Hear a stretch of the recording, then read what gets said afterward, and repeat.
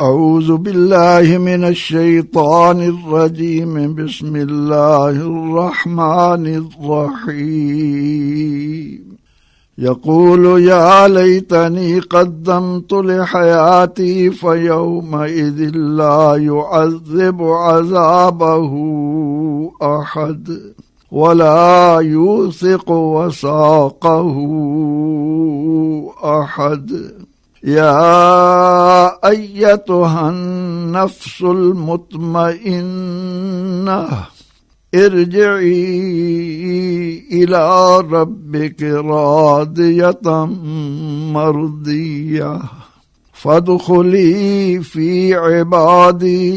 وادخلی جنتی صدق اللہ العظیم۔ ان تلاوت کی گئی آیات کے بعد کلمات کے معنی یہ ہیں۔ یا لیتنی،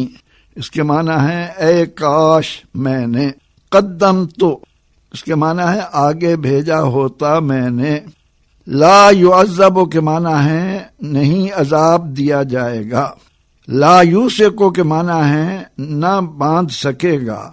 اسے پکا کر سکے گا، ارجعی اس کے معنی ہے تو لوٹ، واپس چل، وادخلی اس کے معنی ہے داخل ہو۔ ان آیات کا ترجمہ یہ ہے، وہ کہے گا کہ کاش میں نے اپنی اس زندگی کے لیے کچھ آگے بھیجا ہوتا، پس اس روز نہ تو کوئی اللہ کے عذاب جیسا عذاب دے سکے گا اور نہ ہی اس کے باندھنے کی طرح کوئی باندھ سکے گا۔ اے نفس مطمئنہ، تو اپنے رب کی طرف اس حال میں لوٹ کہ تو اس سے راضی اور وہ تجھ سے راضی، پس تو میرے بندوں میں شامل ہو اور میری جنت میں داخل ہو جا۔ ان سے پہلے کی آیات میں بتایا گیا کہ انسان کو دنیا میں آ کر جو کرنا چاہیے وہی نہیں کرتا۔ اب ان آیات میں واضح کیا جا رہا ہے کہ جو فرما بردار بن کر زندگی بسر کریں گے انہیں اپنے رب کا فضل اور جنت ملے گی۔ ہم سب کو کسی لمحے بھی نہیں بھولنا چاہیے کہ دنیا دارالعمل اور آخرت دارالجزا ہے۔ اب جو لوگ اس حقیقت سے غافل ہو کر دنیا کی زندگی کو لہو و لعب اور اللہ کی نافرمانی میں بسر کر دیتے ہیں، وہ قیامت کے دن برے اعمال کا بدلہ جہنم کے بھڑکتے دہکتے شعلوں کی صورت میں دیکھیں گے، تو اس وقت کف افسوس ملتے ہوئے کہہ رہے ہوں گے کہ کاش میں نے اس ابدی زندگی کو تسلیم کیا ہوتا اور نیک اعمال آگے بھیجے ہوتے۔ قرآن حکیم میں پروردگار عالمین نے اولاد آدم کو یہ حکم دیا ہے کہ قدموا لانفسکم، لوگوں اپنے لیے آگے بھیجو، اور وہ ہیں سامان رب تعالی کی فرما برداری کے۔ فرمایا وما تقدموا لانفسکم تجدوہ عند اللہ،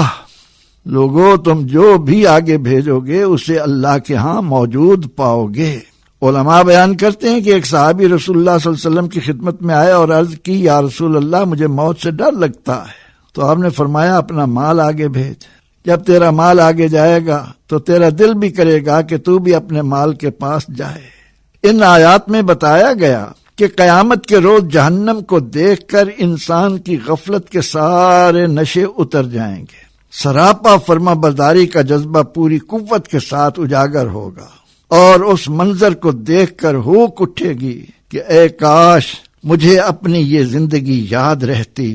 اور اس کی خوب تیاری کی ہوتی۔ فرمایا جا رہا ہے کہ اس دن نافرمانوں کو جس انداز سے پابند سلاسل کر کے سزائیں دی جائیں گی اس کی مثال دنیا میں سمجھنا ناممکن ہے۔ کفار، مشرکین، منافقین و بد عمل و بد عقیدہ لوگ اپنے کیے کی سخت سزائیں پائیں گے، ان کے مقابلے میں وہ لوگ جنہوں نے دنیا کی زندگی کی حقیقت جان لی، اسے آخرت کے سامان تیار کرنے کی جگہ یقین کر کے اللہ کو راضی کرنے کے لیے اس کے رسول صلی اللہ علیہ وسلم کی اطاعت و اتباع کو شعار بناتے ہوئے، یعنی نفس امارہ اور نفس لوامہ کو شکست دیتے ہوئے اپنے آپ کو نفس مطمئنہ تک لے آئے۔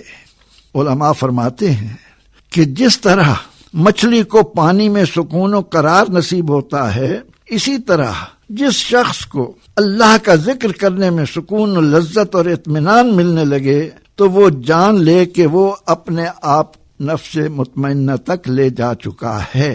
قرآن نے کہا الا بذکر اللہ تطمئن القلوب، آگاہ رہو اللہ کے ذکر سے دلوں کو اطمینان و سکون کی دولت میسر آیا کرتی ہے۔ اس اطمینان کو پانے کے لیے رذیل و گندے کاموں سے بچنا ہوگا۔ ہر برائی اور گناہ دل پر سیاہ دھبے کا سبب بنتا ہے، جبکہ اللہ کا ذکر، اس کی محبت دل کو جلوہ گاہ یار بناتی ہے۔ انسانی وجود میں دل ہی وہ پرزہ ہے جس کی درستگی پر باقی تمام مشینری، سارے جسم کے اعضاء درست، اور جس کے بگاڑ سے سب کچھ بگڑ جاتا ہے۔ جب کوئی خوش نصیب یہ مقام پا لیتا ہے اور جب اس دار العمل سے وہ دار جزا و دار بقا کی طرف رخت سفر باندھتا ہے تو اسے یوں خطاب دل نواز سے مشرف کیا جائے گا، واپس آ اپنے رب کے پاس، یعنی وہ خاص جگہ جہاں وہ اپنے پسندیدہ بندوں کو اپنی خصوصی عنایات سے سرفراز فرماتا ہے۔ اے بندے، تو اس کی محبت میں آنسو بہاتا رہا، اس کے عشق کی آگ میں تپتا رہا، اس کے سوز فراق میں تڑپتا رہا، دنیا سے کٹ کر اس سے جڑا رہا۔